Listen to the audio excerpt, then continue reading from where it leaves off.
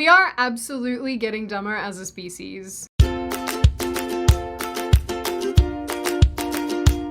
Hi, my name is Sydney, welcome back to hell. And as per usual, before we launch in, today's video is sponsored by Blissy. Now, after my last video, although many of you reached out and said that it was very interesting and informative, it also gave you a major case of the sads. But I mean, like, I do warn you that that's gonna happen. It's not like it's surprising. So I asked you all on Instagram what kind of topics you might be interested in, and you gave me a lot of really great suggestions that I'm keen to look into. But, you know, overwhelmingly, there was a sentiment of, Sydney, please make us less saddo and more gladdo. So here we are. Now, I won't lie, part of me really wanted to talk about this Spanish advert telling people that all buddies are summer ready. This is stellar and it is beautiful. This tweet that went along with the picture apparently says, today we raise a toast to a summer for every woman without stereotypes and without aesthetic violence against our buddies. Aesthetic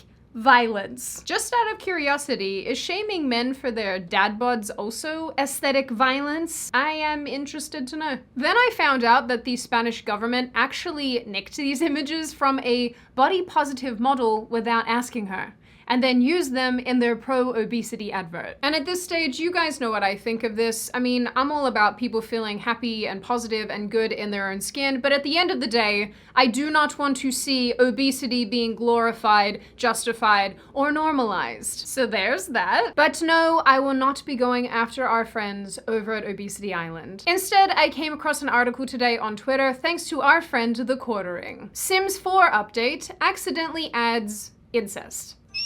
I'm gonna go out on a limb here and assume the majority of you already know what the Sims game is, but for anybody who's been living under a rock and didn't have the fortunate experience of murdering characters in the game back in the early 2000s, I will share with you what it is. You create a character and then you control it, from feeding it to getting it a pet to making it shower and getting it pregnant. It's kind of like parenting, except I can't imagine too many of you put your kid in the pool and then take away the stairs. Don't you judge me. We've all put our Sims in the pool, taken away the stairs, and then ended up with the graveyard. You must have had a real normal one growing up. Earlier this week, The Sims 4 received a big free update that added curved walls, because that's necessary, body hair, and new wants and fears. It also seems to have accidentally added incestual relationships. Oh, and people are aging much faster too. It's a weird time to be a Sim, that's for sure. I'm definitely less concerned about the super aging and more about the familial dating. In response to this, a quality designer for the game tweeted, I just want to acknowledge that the want to date a family member is something we know about. We've reproduced ourselves, we're working on it. We're looking to get it fixed ASAP. Thanks for all the bug reports, we appreciate it. We're of course working on the aging bug too. Now guys, I freely admit I have not played The Sims in probably like a decade, because I'm getting older and it makes me sad. So I decided to take a trip into the responses to this tweet. That's great, but what about the bug where an adult Sim gets a romantic interest towards their child? That's been around for quite a while. Not sure this is even a bug, but I'd also love if my adult Sims would stop getting flirty around their kids, or kids in general. Ha ha. And the romance bar between kids and adults that you acknowledged and still didn't fix, or the romantic sentiments between parents and children. Why are we like this? Just for the record, I wasn't even, like trying to talk about the pudding people in this video. I didn't do this. The Sims did this to you, and you should be very mad. I promised you lightheartedness, and you gave them incest. That is unfortunately true. But you know what I didn't give you? A good night's sleep, which is why today's video is sponsored by Blissy. This is your brain when you sleep on normal, boring, ugly pillowcases. That is bad. Yeah, that is unattractive. This, on the other hand, is your brain when you sleep on Blissy pillowcases. I'm perfectly capable of doing mathematics now. Pure, unadulterated bliss. Blissy makes all sorts of lovely silk goodies, from sleeping items to scrunchies, which I unironically love these and I wear them all the time, to pillowcases, which I also owned before this sponsorship and genuinely enjoy. If you're like me and you live in a state that is 100 meters from the surface of the sun, sleeping can get hot. Blissy pillowcases stay cool and comfortable. They're hypoallergenic, better for your skin, and they feel nice. Don't look at me like that. I'm a woman. These things matter to me. My favorite part is this here zipper because I don't want my head bread coming out of the pillowcase. Blissy items come in all sorts of colors and they make great gifts. So go to blissy.com/Sydney or click the link in the description to get 30% off your order and free worldwide shipping. So in addition to people complaining about the existing weird child adult bugs that exist in the game, someone compiled a list of these bugs, one of which included female child sims don't have a tank top or singlet if you're Australian when taking their shirt off, and it shows their nipples. Now realistically, some of you are probably like, okay Sydney, like this is irrelevant, why would this be news? And ordinarily I would agree with you. But I play video games on my console, and I can tell you now, there are some ideas that are psychotic that make their way into video games, and there is a lot of wokeism that is unnecessarily inserted into plot lines. Not to say that incest is wokeism necessarily, but it's definitely weird, even if it's accidental. As it stands and as it appears, The Sims has millions of players who can, right now, make their adult Sims have weird relationships or weird flirting interactions with not only their own children in the game, but other people's children in the game. And now they can make their Sims date one another within their family unit, including the kids. Nothing to see here. I don't know what to tell ya. It's weird. Gaming is absolutely being taken over by radical leftist narratives and by wokeism, and it's really frustrating if you're someone who participates in this part of culture. Just for example, I played the new Horizon game recently, and for those of you who don't know, it's like a post-apocalyptic game with a red-headed super lady, and you know, one of the side quest missions in this game revolved around a character that was in trouble for wearing female armor. Because yeah, armor has a sex, and apparently people in post-apocalyptic death tribes care about that. I played through it and I thought to myself, no.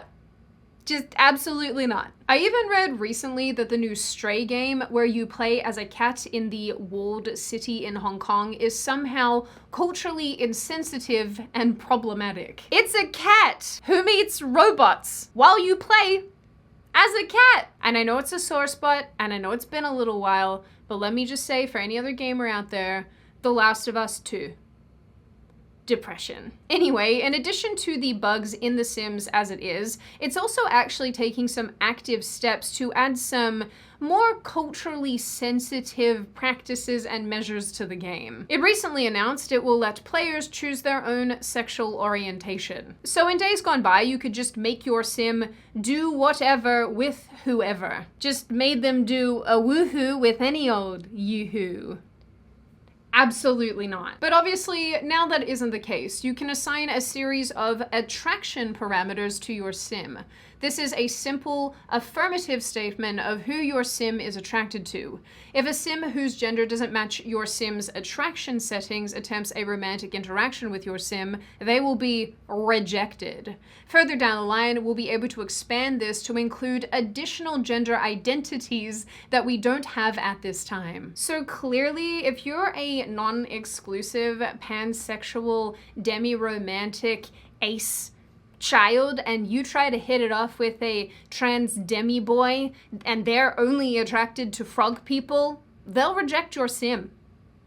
I guess you could say there's no woohoo for that hoo-hoo. Please stop. Finally! Exclamation point, exclamation point. One of my main Sims can finally be ace as he's intended to be. I always have to keep a close watch over him to make sure he's not randomly flirting with other Sims when I'm not looking and focusing on other Sims, hoping I don't have to worry about that anymore. I'm kind of beginning to understand why these people like having children and then telling those children what their sexual orientation is and that they're trans. You know, I was right before. I guess having Sims is exactly like parenting for some of these people. I hope none of them have swimming pools. Some players of The Sims feel like this is overcomplicating everything, so they asked if they could turn the feature off. The developers responded by saying, "No, while we try to give players the option to toggle certain gameplay features, LGBTQIA+ identities are a fact of life and not a toggle that can be switched on and off." You can also apparently give your Sims pronouns besides she and her, because that obviously makes the world less confusing. Ironically, some people pointed out that this change means that you can actually now create straight people in The Sims. I can't wait for them to work that one out, and then the screaming will never end. Now, like I said, I get that a lot of this probably seems ridiculous and not all that relevant. But there is definitely something to be said for the way that games impact culture. Personally, when I'm playing a game and something that is radically leftist or very woke pops up, I'm like, really? But for a lot of younger people like Gen Z and below, I think it's fair to say that a lot of this gets integrated into the way they view the world. It's kind of like universities, how many campuses find themselves very left-wing,